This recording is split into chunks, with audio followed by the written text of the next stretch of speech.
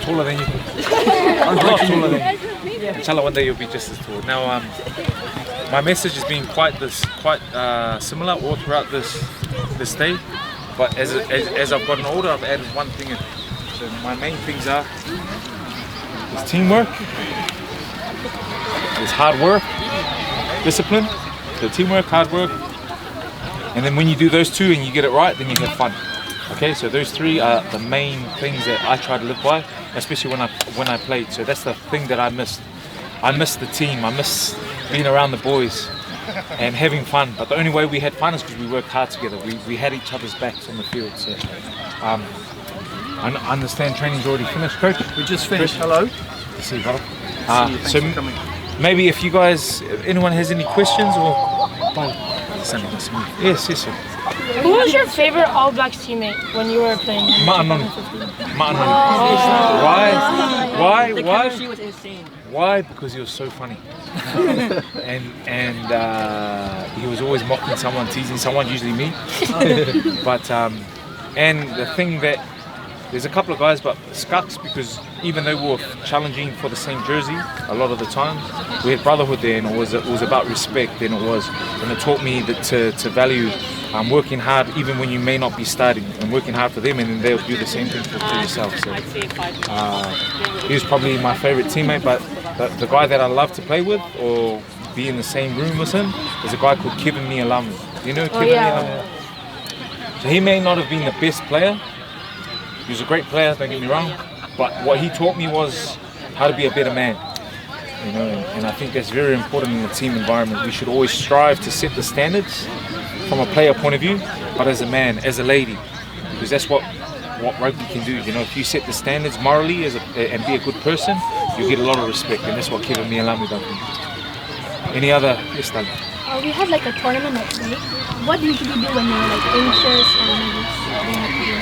So for me, as a man of faith, I trust the process. I trust in my Creator. I remember in the 2015 Rugby World Cup final. So I'm sitting on the bench. It's half time, and our team is playing well. So I'm thinking I might not get on for a long time, even though I knew I was playing good.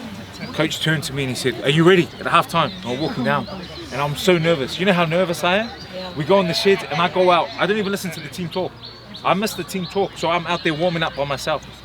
And that's how nervous I was. But before I went on the field, I said, Bismillah, la ilaha illallah Muhammad sallallahu, Allah protect me. And that gave me strength. So that's me as a Muslim. But I understand in rugby there's all different walks of life. So if you can have something that you hold on to that's greater than yourself, it may be family, it may be faith, you know, it may be wanting to buy a nice car, whatever it may be. But you need something that will give you that strength to help with those times, because those times are going to come, especially as a sportsman. That's why we love it, because of the pressure. So I hope that answers your question. Did you enjoy playing against South Africa? Are you South African? Yeah. Big boy, bro. You know what, man? I was a back, yeah, but I was a big boy in the back. So I always prided myself on bringing the physical aspect to the game, especially in the backs. I try and bully them. You know what I mean? But not off the field. But whenever I took the field against the South African boys, they were looking back at me. I'm going to bully you. I'm going to rip your head off. I'm going to eat some rye. You know? So, yeah, I didn't look forward to playing South Africa because I knew it was always a challenge from a physical point of view.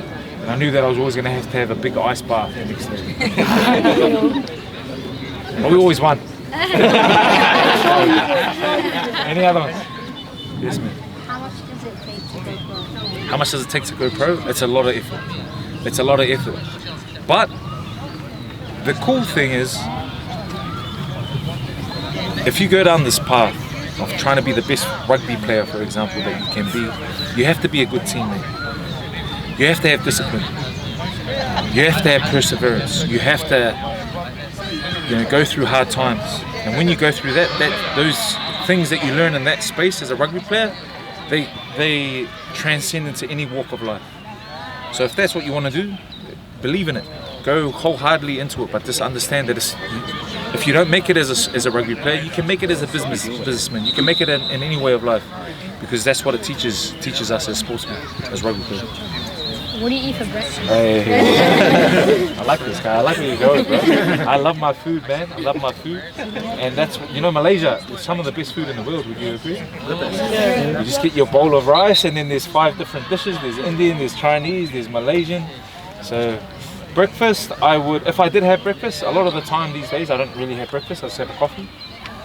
But when I was playing and I had to train 2 or 3 times a day, I'd have a big bowl of cereal. Big bowl of, not any cereal that's full of sugar. I'd have a big bowl of oats and usually, you know, 4 or 5 eggs. Oh God damn! Why? And then the chicken. And some avocado. Why? Because good source of carbohydrates, good source of protein, which is the eggs, and some good fats, which is the avocado. Alright, take our group photo. We're gonna have a group photo. Yeah. Facing this way. Okay.